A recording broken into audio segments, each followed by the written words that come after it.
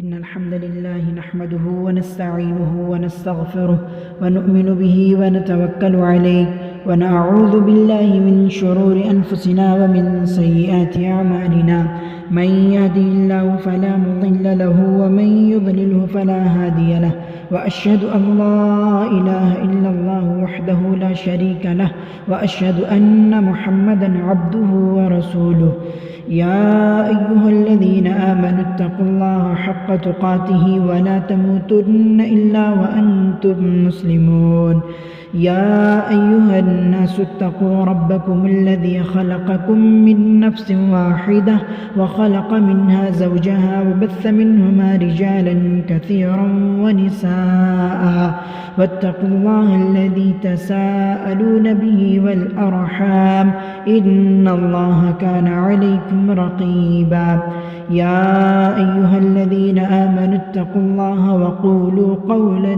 سديدا يصلح لكم أعمالكم ويغفر لكم ذنوبكم ومن يطع الله ورسوله فقد فاز فوزا عظيما أما بعد فإن خير الحديث كتاب الله وخير الهدي هدي محمد صلى الله عليه وسلم وشر الأمور محدثاتها وكل محدثة بدعة وكل بدعة ضلالة وكل ضلالة في النار أعوذ بالله من الشيطان الرجيم بسم الله الرحمن الرحيم ولتكملوا العدة ولتكبروا الله على ما هداكم ولعلكم تشكرون۔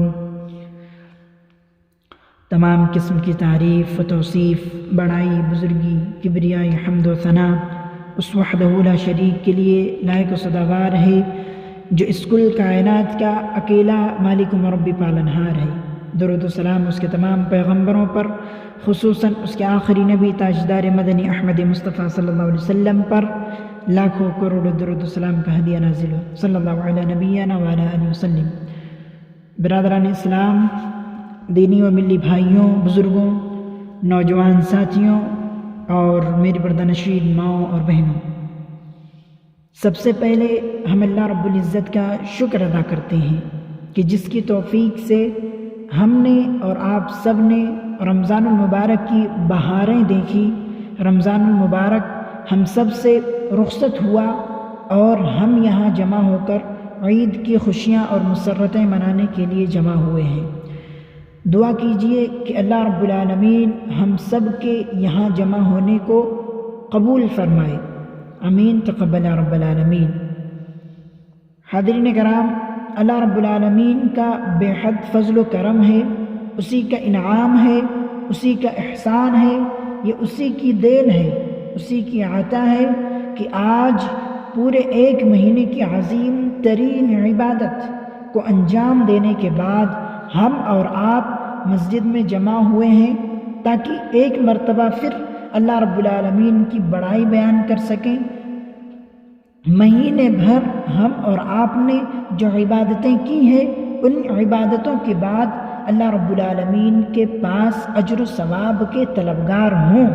اللہ رب العالمین کی دی ہوئی شریعت میں یہ جو عید کی مناسبت ہے، اسے عید کے طور پر منائیں، اور نبی کریم صلی اللہ علیہ وسلم نے مسلمانوں کی یہ خوشی کی مناسبت جو ہم اور آپ کو سکھلائی ہے، آپ صلی اللہ علیہ وسلم نے ہم اور آپ کو جو بتائی ہے، اور اس کے مطابق ہم اور آپ خوشی منا سکیں، آج یقیناً اس مسلمان کے لیے خوشی اور مسرت کا وقت ہے جس نے پورے ایک مہینے تک اپنے آپ پر، اپنی نفس پر قابو رکھا، اللہ کے عائد کردہ فرائض اور سنتوں میں مختلف عبادتوں کو اپنی اپنی استطاعت کے مطابق انجام دیا، اور اللہ تبارک و تعالیٰ کے پاس اپنی گناہوں کی معافی کا طلبگار ہوا، اور اپنی عبادتوں پر اللہ رب العالمین کے سامنے اجر و ثواب کی امید لگائے آج اللہ رب العالمین کے اس حکم کے مطابق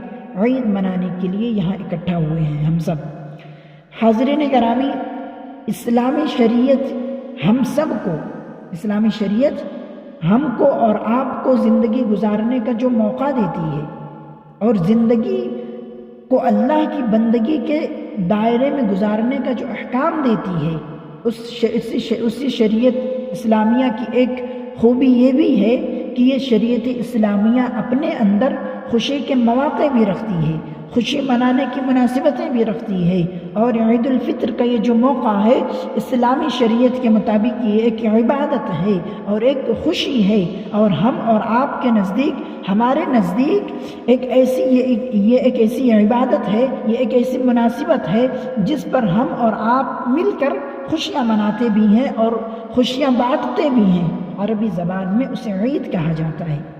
عید کا ایک معنی خوشی کا بھی ہے، اس لیے یہ ایک ایسی چیز ہے جس کے بار بار لوٹ کر آنے کی آدمی تمنا کرتا ہے، خواہش رکھتا ہے۔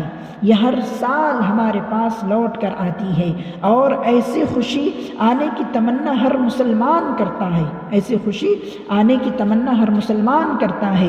اور آج اللہ کے فضل و کرم ہے کہ یہ عبادت اور خوشی ہم اور آپ یہاں اکٹھا ہو کر انجام دے رہے ہیں۔ اس مناسبت سے جو پہلی بات آپ کے سامنے میں بیان کرنا چاہتا ہوں وہ یہ ہے کہ ہماری خوشی ایک طرف تو اس بات کی ہے کہ اللہ کی دی ہوئی نعمتوں میں سے ہم بہترین کپڑے پہن رہے ہیں، ہم اللہ کی دی ہوئی نعمتوں میں سے ہم بہترین کپڑے پہن رہے ہیں، اچھی چیزوں کا استعمال کر رہے ہیں، اچھا کھانے والے ہیں اور اچھا کھا رہے ہیں، اور ایک دوسرے کے ساتھ ملنے اور ملانے اور خوشیاں بانٹنے کی کوشش کر رہے ہیں۔ لیکن اس سے کہیں زیادہ بڑی خوشی ہمارے لیے یہ ہے کہ پورے ایک مہینے تک اللہ رب العالمین نے عبادت کا جو موقع دیا تھا، اس عبادت کو انجام دینے کے بعد آج ہم اللہ تبارک و تعالیٰ کے پاس اجر ثواب کے طلبگار بن کر حاضر ہوئے ہیں۔ آج ہم اس اجر و ثواب کے طلبگار بن کر اللہ رب العالمین کے حضور حاضر ہوئے ہیں۔ یقیناً مزدوری کرنے کے بعد، محنت کرنے کے بعد شام کو جب اپنی مزدوری وصول کرتا ہے تو دن بھر کی تھکان، محنت و مشقت، تکلیف کو بھول جاتا ہے، اسے لگتا ہے کہ میری محنت کارگر ہوئی۔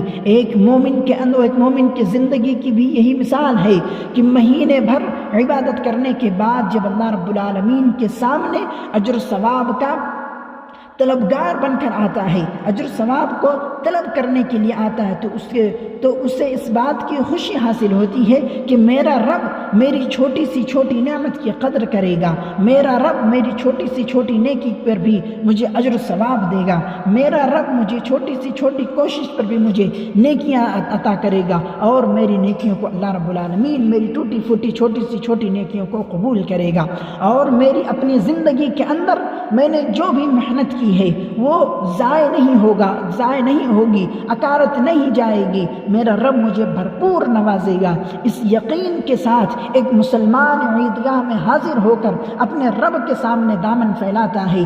ہماری دی ہے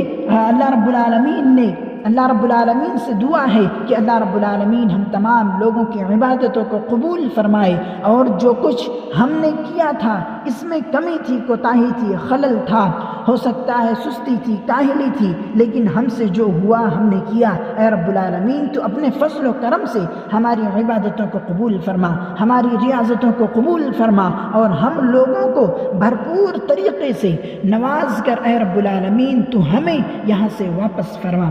حاضرین گرامی، عید کی اس مناسبت پر میں آپ لوگوں کے سامنے دو باتیں کہنا چاہتا ہوں، میں آپ لوگوں کے سامنے دو باتیں رکھنا چاہتا ہوں۔ پہلی بات تو یہ ہے کہ ماہ رمضان کی یہ سب سے بڑی خصوصیت ہے کہ ماہ رمضان ہمارا اور آپ کا تعلق ہمارے رب سے مضبوط کر دیتا ہے۔ ہم جتنے بھی رمضان سے پہلے اللہ سے جڑے ہوئے ہیں، ماہ رمضان میں اس کے مقابلے میں ہمارا تعلق رب سے اور زیادہ جڑ جاتا ہے، ہم رب سے اور زیادہ قریب ہو جاتے ہیں۔ ہمارا روزہ اللہ رب العالمین کے لیے ہے، اللہ رب العالمین سے قریب ہونے کا ایک نمونہ ہے۔ ہمارا قیام اللہ رب العالمین کے لیے ہے اور یہ اللہ کی عبادت ہے، اور یہ اللہ رب العالمین سے تعلق کا ایک نمونہ اور ذریعہ ہے۔ ہماری اور آپ کے قرآن کی تلاوت یہ اللہ رب العالمین کے لیے ہے، یہ اللہ کی عبادت ہے اور اللہ رب العالمین سے تعلق کا ایک نمونہ اور ایک ذریعہ ہے۔ ہماری اور ہمارا اور آپ کا آخری عشرے کے اندر عبادت کرنا، آخری عشرے کے اندر کوششیں کرنا، یہ اللہ کی عبادت ہے اور اللہ رب العالمین سے تعلق جوڑنے کا ایک اہم ذریعہ اور نمونہ ہے۔ ہماری اور آپ کی اس پورے مہینے کے اندر جو بھی عبادتیں رہی ہیں وہ اللہ سے تعلق اور اللہ سے تعلق جوڑنے کا ایک ذریعہ تھا، اور ہم اور آپ اس پورے مہینے میں جس قدر اپنے آپ کو گناہوں سے روکتے رہے ہیں، برائیوں سے روکتے رہے ہیں، غلط کاموں سے روکتے رہے ہیں، یہ ساری کی ساری عبادتیں دراصل اللہ سے تعلق کا ایک نمونہ اور اس کا نتیجہ ہے کہ ہم نے اپنے آپ کو برائیوں سے روک کر رکھا، ہم نے اپنے آپ کو نیکیوں سے جوڑ کر رکھا، اور ہم نے اپنے آپ کو برائیوں سے روک کر رکھا، گناہوں سے بچا کر رکھا۔ یہ اللہ رب العالمین سے تعلق کا ایک اعلیٰ نمونہ ہے، ایک اعلیٰ نمونہ تھا۔ ایک مومن کی زندگی میں اس سے بڑی سعادت نہیں ہو سکتی، ایک مومن کی زندگی میں اس سے بڑی سعادت نہیں ہو سکتی کہ اس کا رشتہ اللہ رب العالمین سے مضبوط ہو جائے، اس کا تعلق اللہ رب العالمین سے جڑ جائے۔ اس سے بڑی سعادت اور کوئی نہیں ہو سکتی ایک مومن کے لیے۔ اور ماہ رمضان کے بعد جو سبق یاد کرنے کا ہے، جو سبق یاد رکھنے کا ہے، وہ یہی ہے کہ جڑے ہوئے تعلق کو توڑنا نہیں ہے، جڑے ہوئے تعلق کو برقرار رکھنا ہے۔ جڑے ہوئے تعلق کو توڑنا دنیا کی سب سے بڑی نادانی ہے۔ رب سے جڑے ہوئے تعلق، رب سے جڑے ہوئے اپنے تعلق کو کمزور کر لینا، یہ ہماری اور آپ کی سب سے بڑی نادانی ہے۔ اللہ تبارک و تعالیٰ سے جو رشتہ ہم نے جوڑا تھا اس رشتے کو دن بدن مضبوط کرنا چاہیے، اور زیادہ مضبوطی آنی چاہیے اس رشتے کے اندر۔ اور جیسے ہم نے پورے رمضان میں اللہ کو یاد رکھتے ہیں، جیسے کہ ہم پورے رمضان کے اندر اللہ رب العالمین کو یاد رکھتے ہیں، ویسے ہی ہمیں پوری زندگی اللہ رب العالمین کو یاد کرنا چاہیے۔ میرے بھائیوں، اب میں آپ کو بتاؤں کہ رب ذوالجلال صرف اور صرف رمضان کے مہینے میں ہمارا رب نہیں تھا۔ اللہ رب العالمین صرف اور صرف رمضان کے مہینے میں ہمارا رب نہیں تھا، اس کی عبادت صرف اور صرف رمضان کے مہینے کی عبادت نہیں تھی۔ اور ہماری اور آپ کی زندگی کا جو یہ مقصد ہے، یہ جو مقصد رب سے جڑنے کا تھا، یہ صرف اور صرف ماہ رمضان کے ساتھ نہیں تھا۔ یہ مہینہ رخصت ہو گیا، یہ مہینہ چلا گیا، لیکن رب ذوالجلال حی لا یموت اپنی جگہ پر موجود ہے، اور ہم اور آپ کو اللہ رب العالمین نے جو زندگی عطا کی ہے، جو زندگی بخشی ہے، جب وہ موجود ہے تو ہمیں بھی اللہ رب العالمین نے باقی رکھا ہے، تو پھر ہمارے اور اس کے تعلق کے ٹوٹنے کی نوبت کیسے آ سکتی ہے؟ ہم اللہ سے جوڑے ہوئے تعلق کو کیسے توڑ سکتے ہیں؟ ہم اور آپ کیسے اپنے آپ کو اللہ سے دور کر سکتے ہیں؟ حاضرین گرامی، ہم نے جو بات سب سے پہلے آیت عید کی مناسبت سے آپ حضرات کو یاد دلانا چاہیے، وہ یہی بات ہے کہ رمضان کا مہینہ بڑا ہی غنیمت تھا، رمضان بڑی ہی نعمت تھی، ماہ رمضان۔ اور ماہ رمضان کی اللہ رب العالمین نے کیے گئے گزرے ہم جیسے لوگوں کو اپنے آپ سے جوڑ لیا تھا، ہم جیسے گنہگاروں کو اپنے آپ سے قریب کر لیا تھا اللہ رب العالمین نے، ہم جیسے نافرمانوں کو اللہ رب العالمین نے فرما برداری کا موقع دیا تھا۔ اب یہ ہماری ذمہ داری بنتی ہے کہ ہمارا اور آپ کا فرض بنتا ہے کہ ماہ رمضان ماہ رمضان میں اس نے جو بھی ہمیں عطا کی، ہم نے اللہ رب العالمین کے فضل و کرم سے جو بھی نعمت عبادتیں کی، اے اللہ تو ہماری عبادتوں کو قبول فرما، ہمیں اور آپ کو بخشی ہے اللہ رب العالمین نے جو نعمتیں، اس پر جو رمضان کے مہینے کے اندر ہم نے عبادتیں کی، اے اللہ تو ہمیں اس پر ثابت قدم رکھ، اے اللہ تو ہمیں اس پر پوری زندگی عمل کرنے کی توفیق عطا فرما۔ اس سے مزید توفیق کی طلبگار ہم بنیں اور زیادہ سے زیادہ اس کی عبادت یعنی زیادہ سے زیادہ اللہ رب العالمین کی عبادت و بندگی میں لگ جائیں، اور اس کی بندگی میں دن بدن ترقی کرنے کی کوشش میں لگ جائیں۔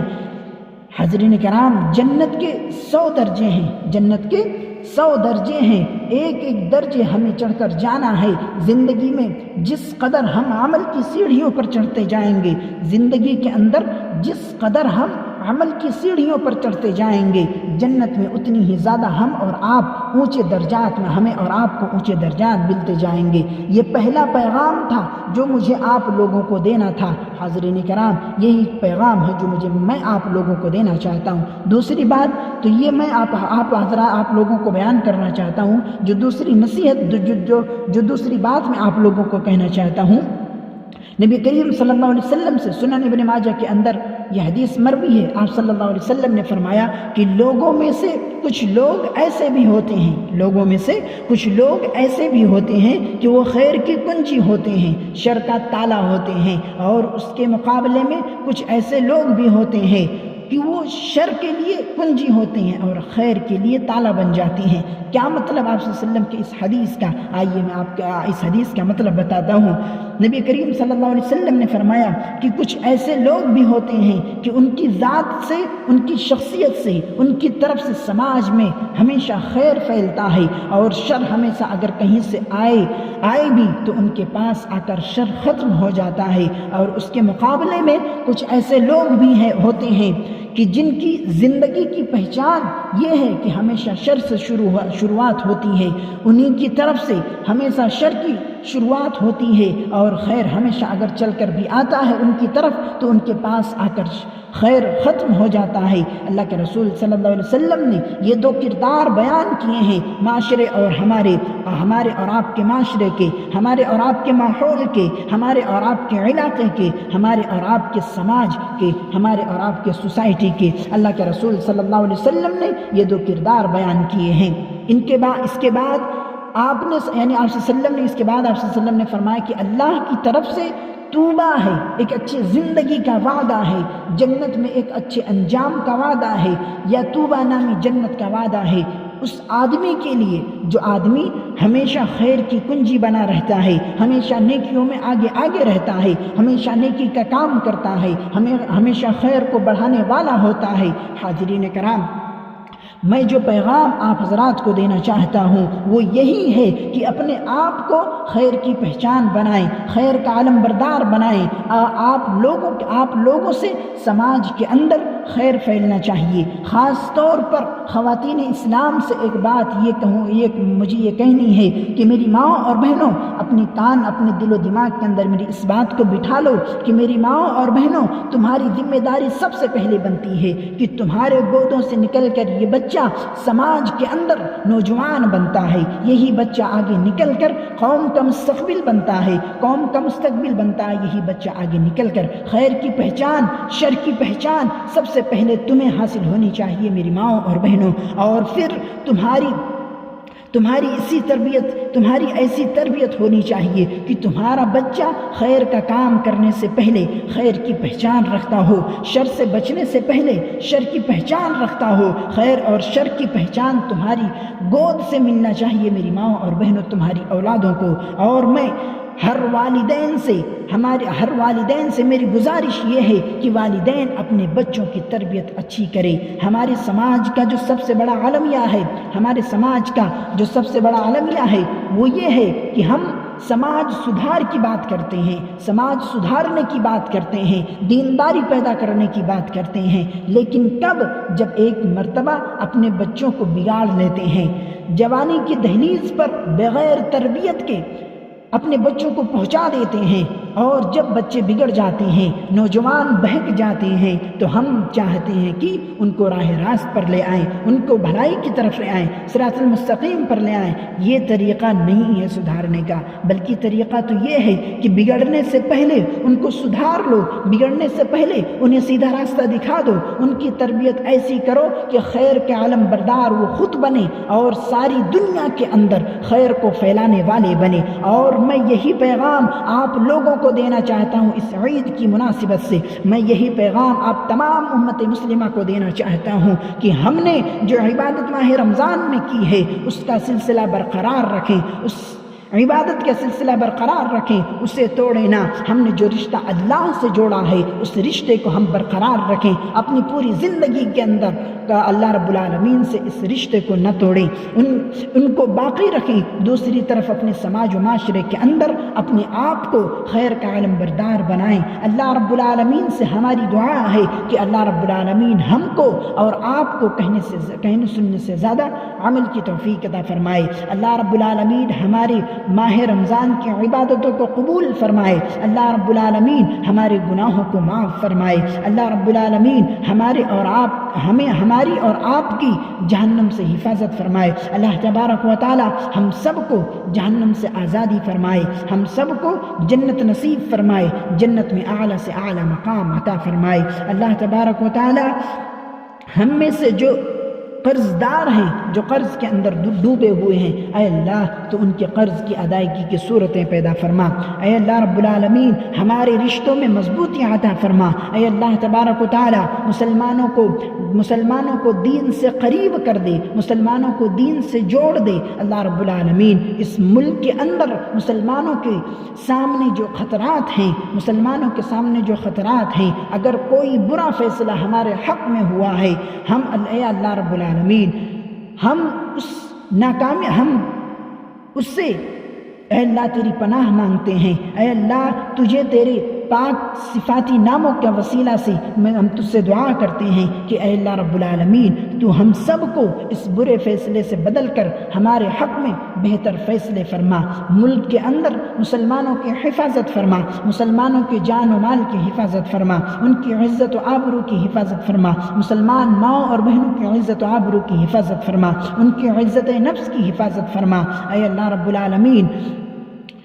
رب العالمین ہماری ہمت و حوصلے کی حفاظت فرما۔ اے اللہ رب العالمین ہمیں دنیا والوں کی شر سے محفوظ رکھ۔ اے اللہ رب العالمین اس دنیا کے اندر اسلام کے پیغام کو ہمیں پھیلانے والا بنا، ہمیں اسلام کے پیغام کو سب کے پاس اسلام کے صحیح تعلیمات کو پہنچانے والا بنا۔ اے اللہ تبارک و تعالی ہم سب کو ساری دنیا کے اندر خیر کو پھیلانے والا بنا۔ اللہ تبارک و تعالی جو لوگ گزر چکے اس دنیا سے، اے رب العالمین تو ان کی مغفرت فرما، ان کے درجات کو بلند فرما، ان کے قبروں کو نور سے منور فرما، ان کے قبر کے اندر جنت کی نعمتوں سے ان کے قبروں کو منور فرما، اور جہنم سے اے اللہ ان کی حفاظت فرما، جہنم اور قبر کے عذاب سے ہر امت مسلمہ کی حفاظت فرما۔ اے اللہ ہماری جہنم اور عذاب قبر سے ہماری حفاظت فرما۔ اے اللہ ہمیں برائیوں سے حفاظت فرما۔ اے اللہ ہم نے جو بھی رمضان کے مبارک مہینے کے اندر جو بھی عبادتیں کی ہیں، اے اللہ تمام عبادتوں کو قبول فرما۔ اللہ تبارک و تعالی ہم مسلمانوں کو اتحاد و اتفاق کے ساتھ رہنے کی توفیق عطا فرما۔ اے اللہ ہمیں جب تک اس دنیا کے اندر زندہ رکھ، ایمان پر زندہ رکھ۔ اے اللہ جب ہمارا خاتمہ ہو تو ایمان پر ہو۔ اے اللہ کلمے والی موت نصیب فرما۔ اے اللہ ایکسیڈنٹ اور اسپتال کی موت سے ہماری ہر امت مسلمہ کی حفاظت فرما۔ اے اللہ اس دنیا کے اندر جو یہ وبائی مرض پھیل رہا ہے، اے اللہ تو اس سے ہر امت مسلمہ کی حفاظت فرما، ہمارے ملک کی حفاظت فرما، میرے ملک کے اندر رہنے والے ہر شخص کی حفاظت فرما۔ اے اللہ اس وائرس سے پوری دنیا کی حفاظت فرما۔ اے اللہ تو اس وائرس کو ہمیشہ کے لیے اس دنیا سے ختم کر دے۔ اے اللہ حرمین شریفین کی حفاظت فرما۔ اے اللہ فلسطین میں پھنسے مسلمانوں کی حفاظت فرما۔ اے رب العالمین بیت المقدس، اے اللہ بیت المقدس کی حفاظت فرما۔ اے اللہ مسجد اقصی کی حفاظت فرما۔ اے اللہ فلسطین میں پھنسے مسلمانوں کی حفاظت فرما۔ اے اللہ مسجد اقصی کو اسرائیلیوں کے چنگل سے اے اللہ آزاد فرما۔ اے اللہ مسجد اقصی کی حفاظت فرما، حرمین شریفین کی حفاظت فرما۔ اے اللہ ہم نے جو بھی دعا کی ہے، اے اللہ ہماری دعا کو قبول فرما۔ اے اللہ جو دعا مانگنے سے رہ گیا، اے اللہ وہ دعا بھی قبول فرما۔ اے رب العالمین تو رحیم ہے، تو کریم ہے، اے اللہ تو غفور الرحیم ہے، تو دعاؤں کو سننے والا ہے۔ اے اللہ ہم تیرے سامنے اپنے ہاتھوں کو پھیلا کر اللہ دعا کر رہے ہیں، اے اللہ ہماری دعا قبول فرما۔ اے اللہ ہمیں بہتر سے بہتر بدلہ عطا فرما۔ اے اللہ ہمیں دین کی صحیح سمجھ عطا فرما۔ اے اللہ ہمیں دین کے مطابق عمل کرنے کی توفیق عطا فرما۔ اے اللہ دین کی صحیح تعلیمات ہمیں عطا فرما۔ اے اللہ قرآن و حدیث کے مطابق اپنی زندگی گزارنے کی توفیق عطا فرما۔ اے اللہ تو اس دنیا کے اندر ہمیں جب تک تو زندہ رکھ اسلام پر زندہ رکھ، ہمارا خاتمہ ہو تو اسلام پر ہو، آمین تقبل رب العالمین۔ وصلی اللہ علی نبی محمد وعلی آلہ واصحابہ اجمعین، اما بعد، والحمد للہ رب العالمین برحمتک یا ارحم الراحمین۔